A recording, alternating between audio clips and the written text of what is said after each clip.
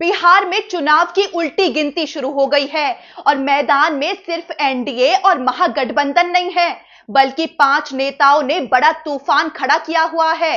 Chirag Paswan, Mukesh Sahni, Prashant Kishor, IP Gupta और असदुद्दीन ओवैसी ने बिहार का समीकरण हिला रखा है। एक नेता एनडीए से 60 सीटें मांग रहा है, दूसरा डिप्टी सीएम बनना चाहता है, तीसरा जाति कार्ड खेल रहा है और चौथे की रैलियों में भीड़ जुट रही है और पांचवें ने तो सीमांचल की सियासत में ऐसी सेंध लगाई है कि दोनों गठबंधन सहम गए हैं। पहले बात करते हैं मुख्य गठबंधनों की, तो बिहार में मुकाबला सीधे एनडीए वर्सेस महागठबंधन का है। एनडीए में फिलहाल 5 पार्टियां हैं, बीजेपी, जेडीयू, चिराग पासवान की एलजेपी-आर, जीतन राम मांझी की हिंदुस्तानी आवाम मोर्चा और राष्ट्रीय लोक मोर्चा। वहीं महागठबंधन में 7 पार्टियां हो गई हैं, आरजेडी, कांग्रेस, 3 वाम दलों के अलावा 2 नए सहयोगी शामिल हो गए हैं, विकासशील इंसान पार्टी और राष्ट्रीय लोक जनशक्ति पार्टी। वहीं दोनों गठबंधनों में सीटों की खींचतान भी शुरू हो गई है। एनडीए में चिराग पासवान और जीतन राम मांझी की मांगे उठ रही हैं। चिराग पासवान लगातार खुद को मजबूती से पेश कर रहे हैं। कभी वो 60 सीटों की मांग करते हैं, कभी कहते हैं कि वो बिहार की सेवा के लिए विधानसभा चुनाव लड़ेंगे। उनकी पार्टी ने तो बाकायदा प्रस्ताव पारित तक कर दिया कि चिराग को बिहार की राजनीति में सक्रिय भूमिका निभानी चाहिए। पोस्टर तक लगने लगे जिनमें उनकी ताजपोशी की बातें की जा रही हैं। उधर जीतन राम मांझी भी पीछे नहीं है, वो 40 सीटों की मांग कर चुके हैं और एक बार तो मंत्री पद छोड़ने की धमकी भी दे चुके हैं। वहीं महागठबंधन में वीआईपी प्रमुख मुकेश सहनी की डिमांड ने भी बड़ा धमाका मचा दिया है।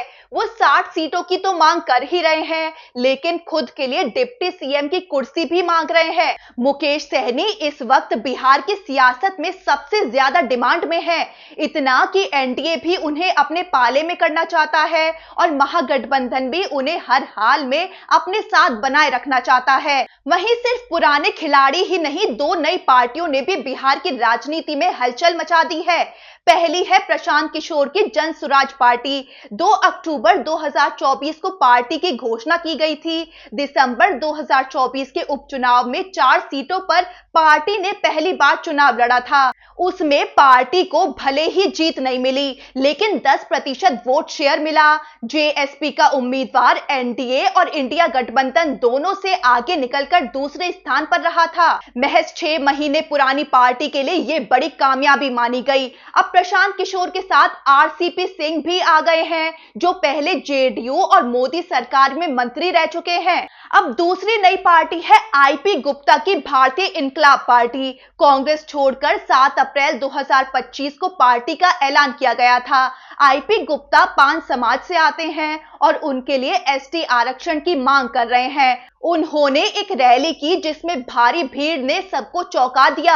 आईपी गुप्ता इस बार पहली बार अपनी पार्टी के बैनर तले चुनाव लड़ेंगे। ऐसे में आईपी गुप्ता पर एनडीए और महागठबंधन दोनों गठबंधनों की नजरें टिक गई हैं। वहीं इस सियासी हलचल के बीच चिराग पासवान की चमक फिर लौटी है। 2020 विधानसभा चुनाव में चिराग पासवान ने एनडीए से अलग होकर 134 सीटों पर अपने उम्मीदवार उतारे थे। सिर्फ 1 सीट पर उनको जीत मिली थी, लेकिन उस विधायक ने भी बाद में जेडीयू ज्वाइन कर ली थी।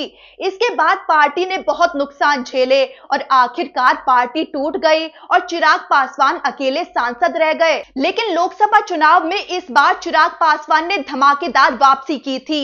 एलजेपी-आर के पांचों उम्मीदवारों ने जीत हासिल की। पार्टी को 5% से ज्यादा वोट मिले।